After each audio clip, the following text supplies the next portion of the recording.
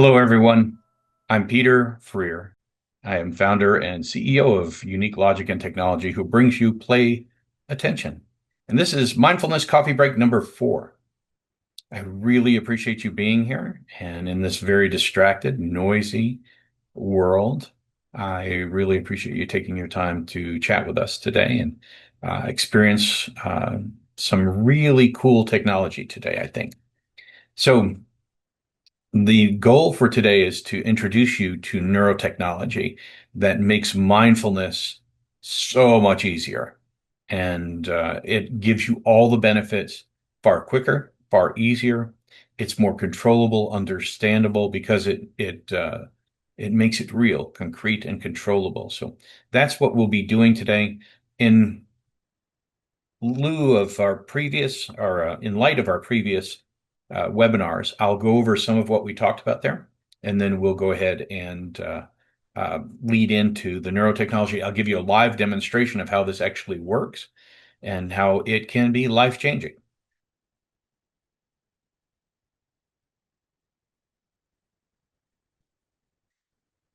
So in our previous webinars, we talked about the fact that mindfulness is the practice of bringing your attention into the present moment.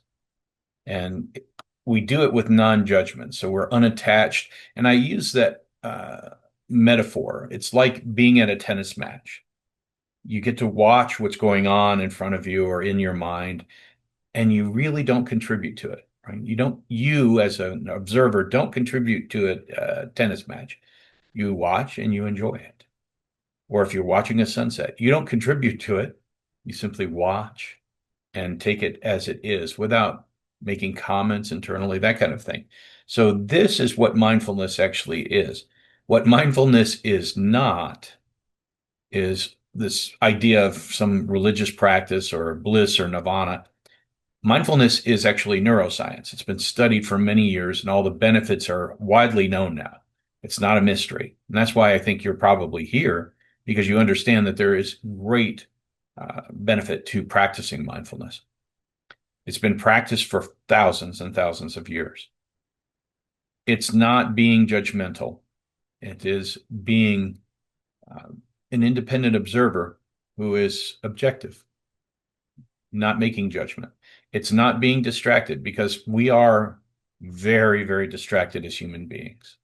And these are all things that we talked about in our prior coffee talks. It's not living in the past. It's not living in the future. It's living in the present. And I think I said this in a previous webinar. We live 1/3 of our lives in the past, where we are either happy or we're sad, or they were glory days and we wish we were back there. So it creates a lot of sadness and regret when we live in the past and we ruminate about the past. Then we think about the future. And of course, that creates a lot of anxiety because we don't know what's going on. And our brain tries to figure out what's going to go on and creates all kinds of mischief trying to live in the future.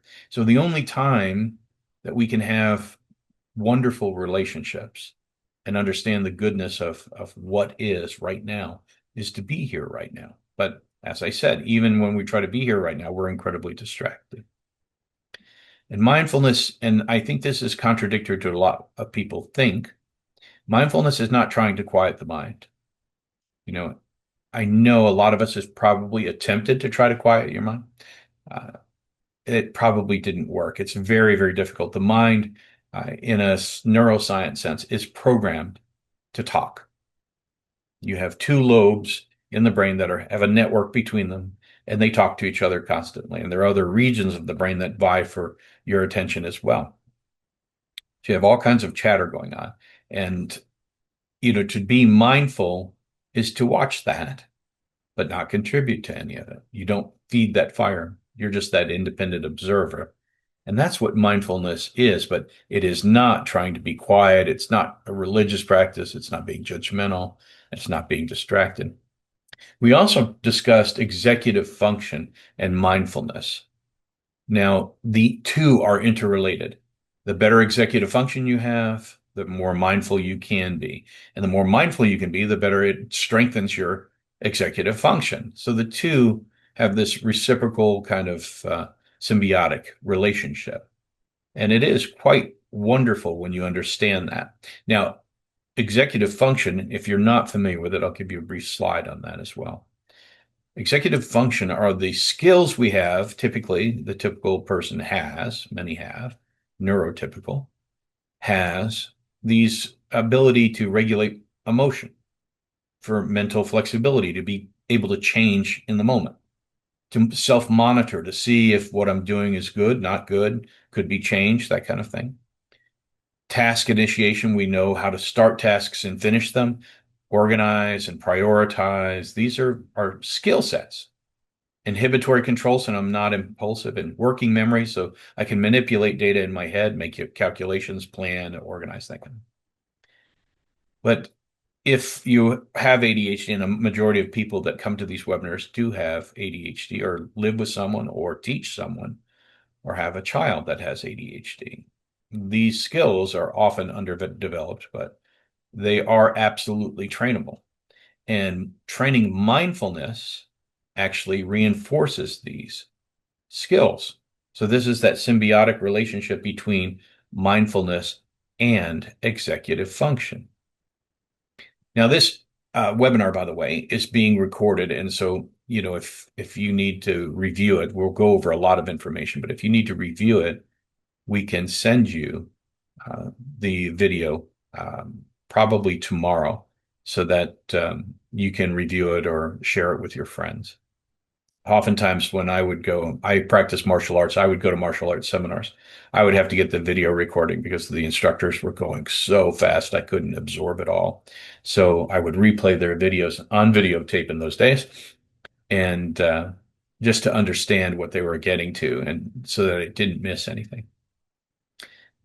The power of the internet gives us that ability.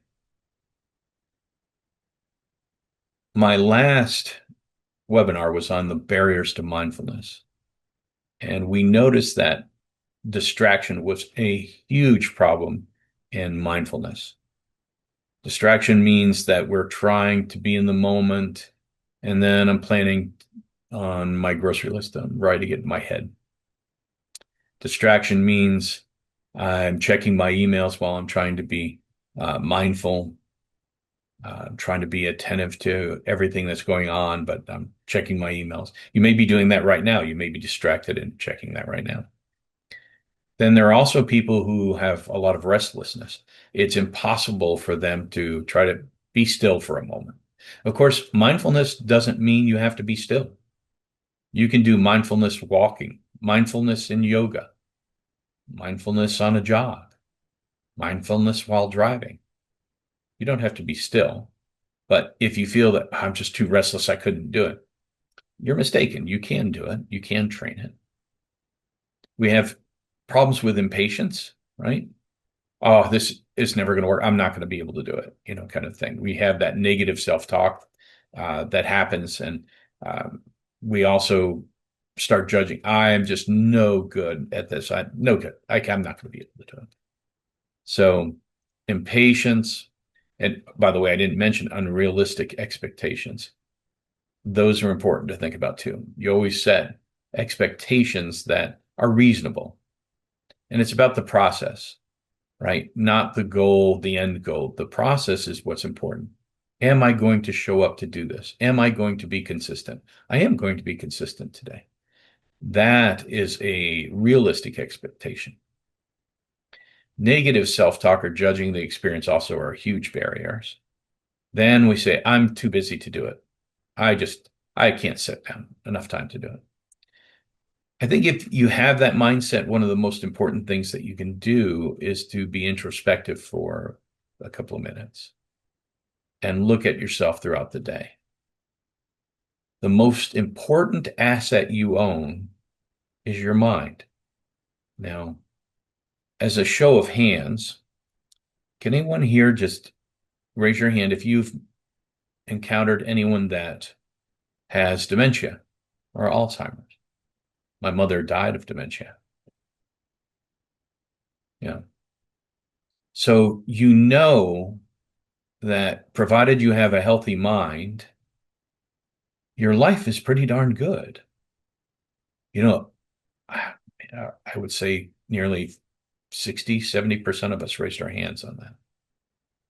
So you know how important it is to keep your mind where you have control over it, you make good decisions, you have good executive function. Dementia robs us of all of that. Alzheimer's robs us of all of that. All of those things that make us humans and make us loved by our families, and we love our families back, those get robbed of us. So you have to look at all of this and say, my mind is my most valuable asset. I'll make time. Is everybody clear? The moment you look at it realistically, then you will make time. It's not a very difficult choice once you look at the way life goes. And it goes by, it seems, exponentially faster every year you're on this earth. Some people, if we go to the bottom of this bullet point list, have emotional discomfort when you're trying to be still. They often internally say, it brings up too much baggage. I can't handle it. Right? So if you have emotional discomfort, set yourself in a very relaxing space to do this, to try to practice mindfulness. Be in the moment. And if you have discomfort, you have a safe zone you can always retreat to, or have a nice a trigger that's like music that puts you in a safe space to do it. And to reinforce you, you can get support of your community. You can have a practice partner, right? A friend who gives you that support so that your emotional discomfort is minimized. And then you have support in community. You can even go to groups that practice mindfulness. They're all over. The point of fact is we have the ability to do it. Now, these are the barriers and they're hard to overcome because of, when regular practice, you can set your goals to be mindful, and how to practice it is another question. And that's why we're going into the depth of neurotechnology today, because it removes the barriers that we just discussed. And you're saying, well, how the heck does it do that? And what is neurotechnology? It sounds fascinating. I have been in neurotechnology for 35 years right now. And I've developed new neurotechnologies. I work with the automotive industry. I work with the pet industry. And we use neurotechnology for different use cases, is what we call them in the industry. In automotive, there's a headrest behind me, and the headrest actually can monitor my brain while I drive. So it tells me if I'm too sleepy and need to get off the road, if I'm texting and driving and I need to stop doing that, if I'm getting stressed and how to relax. That's very important. So neurotechnology is quite important. You're going to see a fantastic neurotechnology that we use in Play Attention. And let's see if I can get it up closer to the camera. And it's called body wave technology. It simply slides on my arm like this, got a Velcro closure. That's the whole prep right there. That's everything. And I turn the unit on, and that turns to red, and we are good to go. So this is as simple as that gets, and it monitors my brain. So I want to talk to you about how this actually works. Number one, what we've already come to understand, is that my brain is the most valuable asset I possess. And this is super important. It's not just me saying that, general population, if you're familiar with, if you're older, you're familiar with something called the AARP, American Association of Retired Persons. Now, they have a huge lobby in Washington, and their constituents are retired persons. So they sent out a survey to all of those folks saying, as you're retired and your future, what is the most important thing to you? And they anticipated the response would be money. I have to have enough money to live. But over 80% of the respondents cited the fact that they needed to maintain their cognitive function. And it was for the same reason that we just discussed here.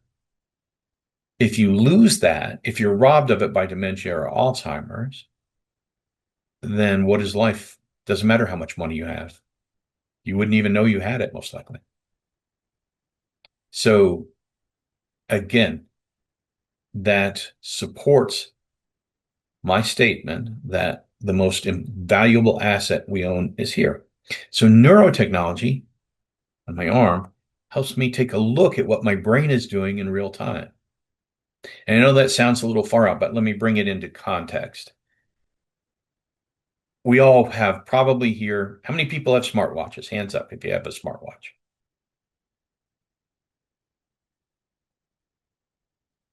Excellent. Some of us are like me. I don't even wear any watches, but because I use my phone for it. But that is that's the vast majority of us.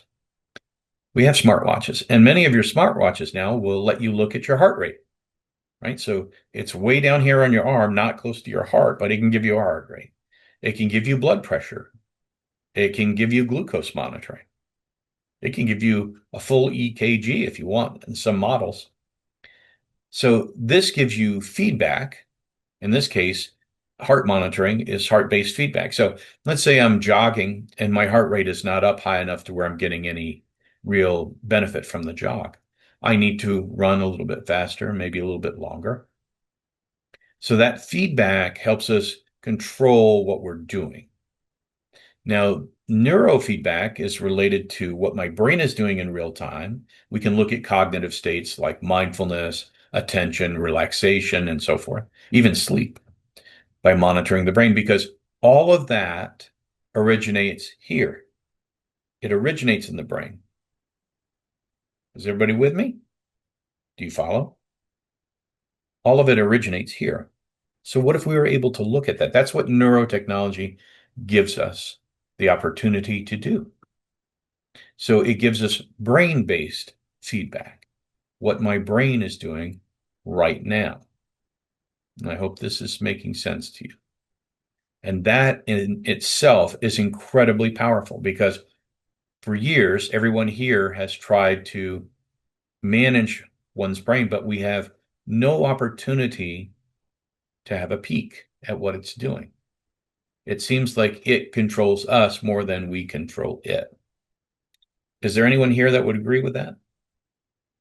Hand up if you agree that it's very, very difficult to control our brains and the way our minds function, and they tend to run away, especially if we're trying to pay attention, trying to listen, trying to do a really good job. So that's very, very important to understand. What if we could? What if I got feedback from my brain so that it allowed me to make changes in life? And that's what we'll do today, because we're going to actually look at that in real time. I'm going to try to demo for you in real time so you can actually see me control my screen by my mind alone. And this is powerful. By being mindful, I will see it on my screen. Now, how powerful would that be? Right? Mindfulness is really difficult for us because, we sit down for maybe 20 minutes to do a mindfulness session, and then I'm in mindfulness for a moment. Then I start lining up my grocery list. And then I catch mindfulness comes back in, says, you're not being mindful. Well, knowing that I'm not being mindful is mindfulness. So then I pull myself back into mindfulness. But then my mind wanders off another path and starts ruminating about that argument I had with my boss today. And then mindfulness comes back in and said, you're not being mindful. And then you come back. So out of 20 minutes, maybe I get a full minute of mindfulness. Does everyone understand what I'm saying? You've been here, gotten the t-shirt, right? It's very difficult, but how can we make that easy using brain-based technology that allows me to look at my mind in real time? That's the key. And I'm going to show you a pretty cool app. It's called Da Vinci's Candle. I created this app like 3 years ago. We started working on it, just kind of finishing up on it right now. And this app allows you to take a brief tour through Da Vinci's workshop. You can see his artwork on the wall here. And then that hourglass will flip over, and that starts my session. Now, when I'm really mindful, I can raise that candle flame from a mere tiny flicker to this full candle flame. But if I lose my mindfulness, the candle flame will diminish. And that is super important because I have this real-time feedback of what's going on in my brain. And if my mind starts to create that grocery list, the flame will diminish. It tells me, it's saying, you're not mindful. I pull back into mindfulness. So I'll click a button here. I'll click on this, and it will allow you to hear just like a 30-second voiceover over what we're doing, what this actually is. So let me go ahead and do that. You'll see the hourglass begin your session. The candle responds to your mindful state, staying fully bright when you are most mindful. The flame will shrink if you lose your mindful state. Calmly regulate your breathing to maintain a mindful state.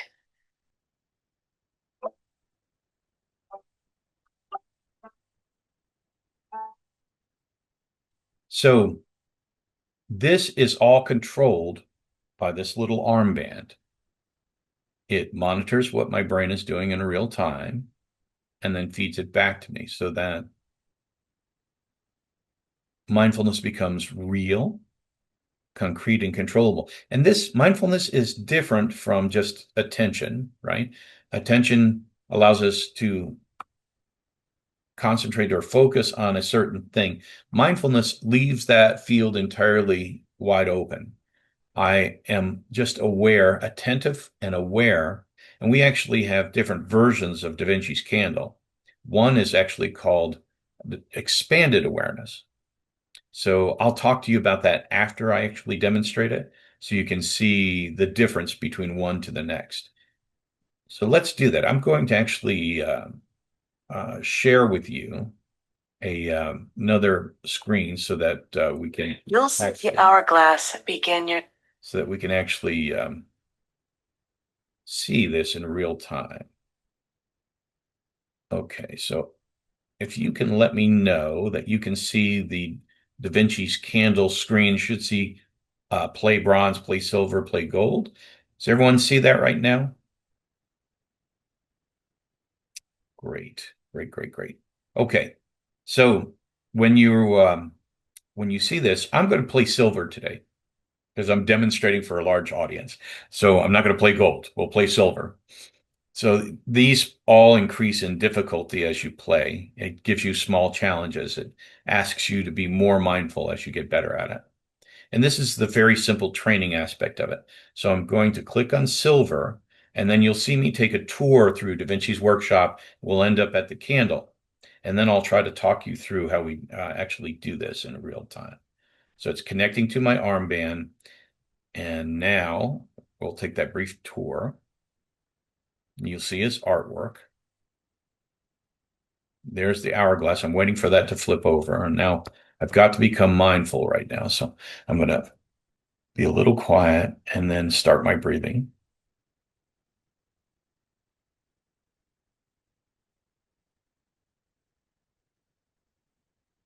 You notice when I start talking and I get distracted, that flame diminishes.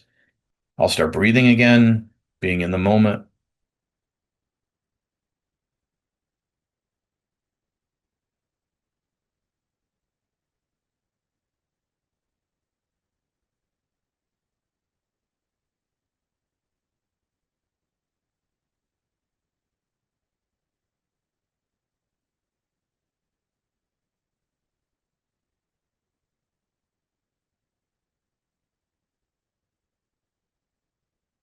Now I'm in the zone and I can even talk to you while I'm mindful. If I lose my mindfulness, I'm going to be distracted. Doesn't matter where my eyes are, but if I'm distracted and not being mindful, it goes back down. Let's see if we can go back to being mindful.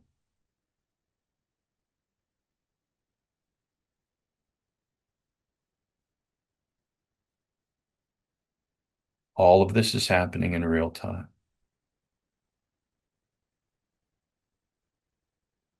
I'm going to be distracted right now, so I'll start thinking about what meetings I have this afternoon.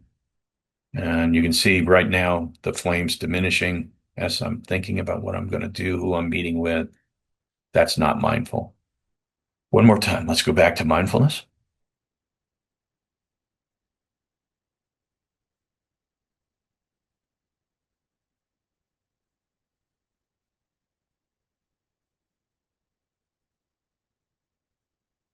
Excellent. How easy is that?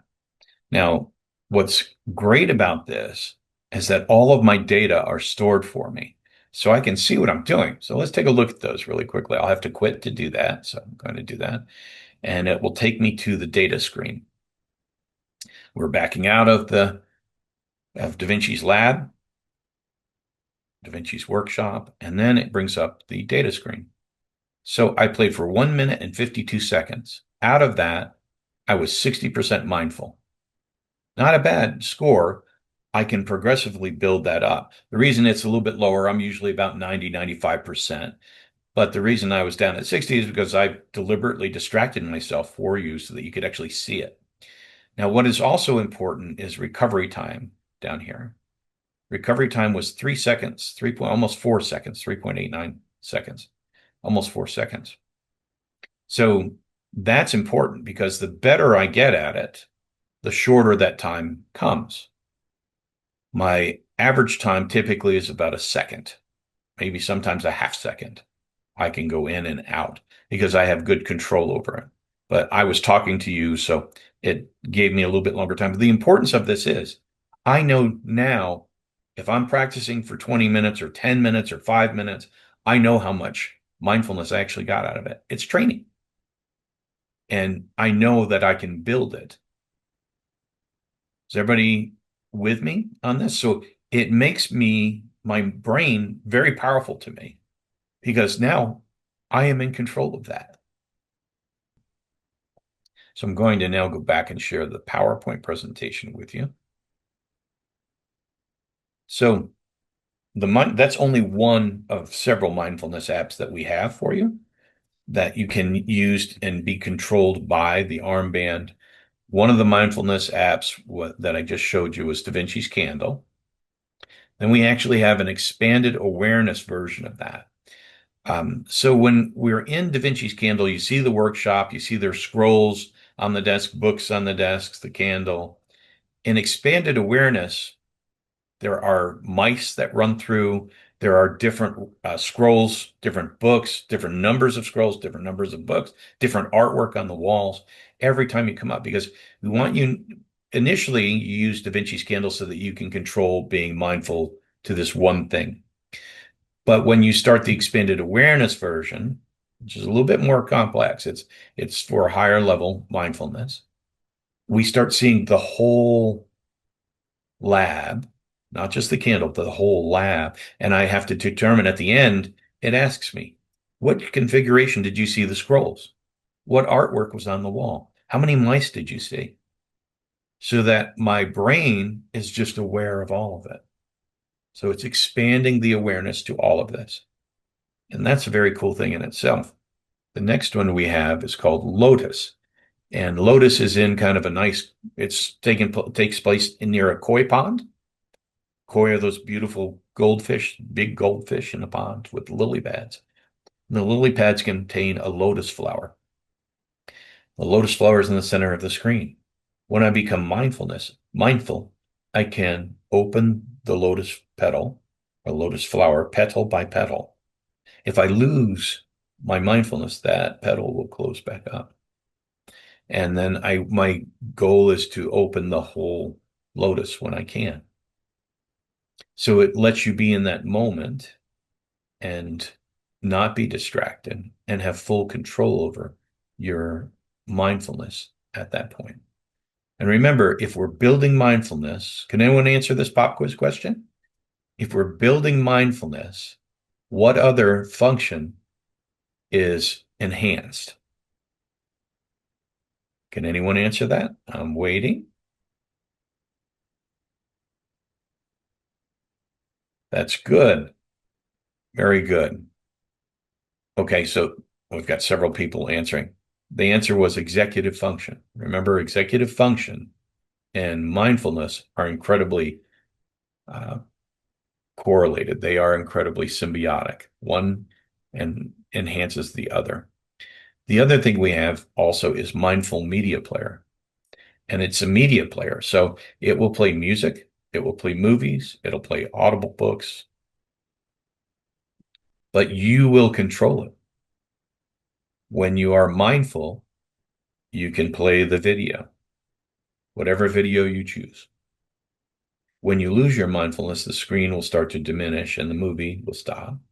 But then when you become more mindful, the movie will play fully again. If it's an audible book, right, then you can listen to the book. But when you lose your mindfulness to the book, it will stop and let you cue back in. So you know you're getting the most out of that session, whether it's music or video or being read to. These are incredibly powerful apps that you can use in the Play Attention program. We're ready to wrap at this point. So what we learned, number one, there are many barriers to mindfulness practice. We can help ourselves become mindful, but there are the barriers and they're difficult to surmount. Executive function and mindfulness are very, very related, right? Symbiotic relationship. Improve mindfulness, improve executive function. Improve executive function, improve mindfulness. For an ADHD person, executive function is usually diminished. It should be called an executive function problem, not an attention problem. Attention is one of the minor components of it. This is why the two are so important. Neurotechnology, what I just showed you, the ability to use a simple armband like this, breaks that barrier. It makes it real, it makes it concrete, makes it controllable. And now as we wrap up, so what you can do is ask for a consultation. If you have particular goals that you want to reach, this is free. You can talk with a mindfulness or an executive function expert. You do a consultation, discuss your goals, how you want to improve the brain function, your brain function. They will give you a tour through all the other mindfulness apps so that you can actually see them in action as well. And then you'll also find out what executive function exercises are offered so you can improve that aspect as well. All right. Thank you so much. Really appreciate it. It's been a joy. And everyone have a great weekend coming up. Take care.